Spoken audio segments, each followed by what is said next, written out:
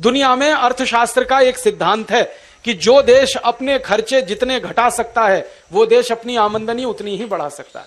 जो परिवार अपने खर्चे जितने घटा सकता है वो परिवार उतनी आमदनी बढ़ा सकता है। तो आप सभी किसान परिवारों से निवेदन है, विनती है, आग्रह है, अनुरोध है कि आप अपनी जिंदगी के फालतू खर्चे घटाओ।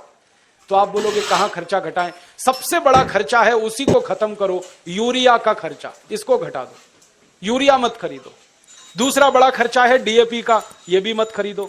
तीसरा बड़ा खर्चा है कीटनाशक दवाओं का, एंडोसल्फान, मेलाथियान वगैरह, ये भी मत खरीदो। फिर आप बोलोगे तो खेती कैसे करें? खेती करने का मैं एक नया तरीका बताता हूं आपको। मैं भी खेती करता हूं, आप भी वैसे ही खेती करो। 15 साल पहले मैं और मेरे जैसे बहुत किसान यूरिया डीएपी डाल के खेती करते थे। अब हमने यूरिया डीएपी डालना बंद कर दिया है। ऐसे हजारों किसान इस देश में खेती कर रहे हैं जो यूरिया का एक दाना भी खेत में नहीं डालते। तो फिर आप बोलेंगे क्या डालते हैं? गाय का गोबर डालते हैं, भैंस का गोबर डालते हैं, बैल का गोबर डालते हैं, उससे खेती करते हैं। फिर आप बोलेंगे ये गाय बैल भैंस का गोबर डालने से खेती अच्छी होती है? बहुत अच्छी होती है। मैं आपको आंकड़ों से बता सकता हूं। 15 साल पहले जो किसान यूरिया डीएपी डालते थे, 1 एकड़ में उनको 30 मीट्रिक टन गन्ना होता था। अब वही किसान गाय का, बैल का, भैंस का गोबर डालते हैं, 1 एकड़ में उनको 90 मीट्रिक टन गन्ना होता है, 3 गुना ज्यादा होता है।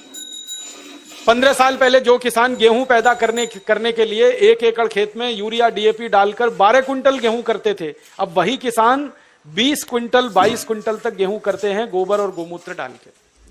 15 साल पहले जिन किसानों की 1 एकड़ में 2.5 क्विंटल कपास आती थी, अब गोबर गोमूत्र डालकर उनकी 7 क्विंटल कपास आती है। माने उत्पादन अच्छा होता है, कम नहीं होता, ज्यादा होता है।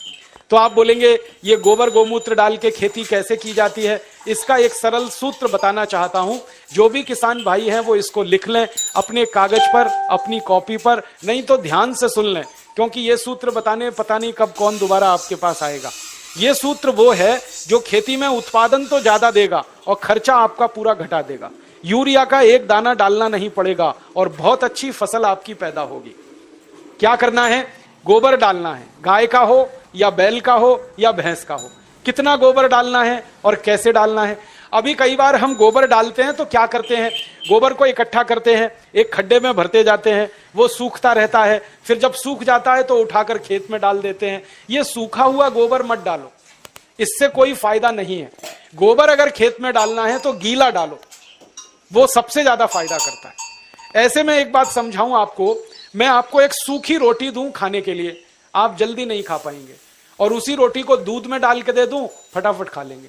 एक सूखी रोटी दे दूं, नहीं खा पाएंगे। दाल में डाल के दे दूं, जल्दी खा लेंगे। गीली चीज जल्दी हजम होती है, मिट्टी को भी और शरीर को भी। तो खेत की मिट्टी में गोबर डालो तो गीला करके डालो। आप बोलेंगे कैसे करना है? 1 एकड़ खेत अगर हमारे पास है मान लो, तो 1 एकड़ खेत के लिए 15 किलो गोबर चाहिए, गाय का या बैल का या भैंस का। अब 15 किलो गोबर चाहिए और 15 लीटर मूत्र चाहिए, गाय का या तो बैल का या तो भैंस का। अब आप कहोगे गोबर इकट्ठा करना तो आसान है, मूत्र कैसे इकट्ठा करें? मूत्र इकट्ठा करना भी आसान है। गाय बैल भैंस जब मूत्र देते हैं ना तो उसका समय एकदम पक्का है। गाय के बछड़े और बछड़ी को दूध पीने के लिए छोड़ो, तुरंत पेशाब करती है, डब्बा लगा के भर लो।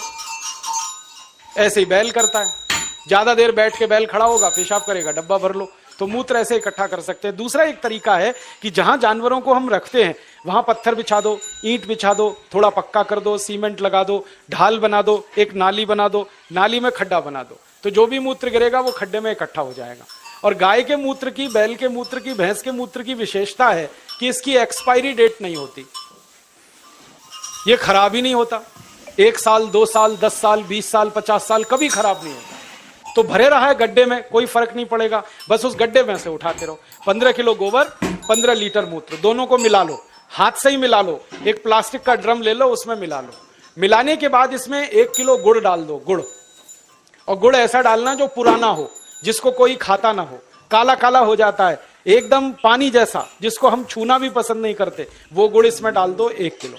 और 1 किलो डाल दो कोई भी दाल का आटा या चोकर। चोकर समझते हैं? गेहूं का आटा छानने के बाद जो निकलता है, क्या कहते हैं उसको? चोकर कहते हैं। वो डाल दो 1 किलो। या अगर सस्ती दाल हो घर में उत्पादन की हुई तो उसको पीस के 1 किलो डाल दो।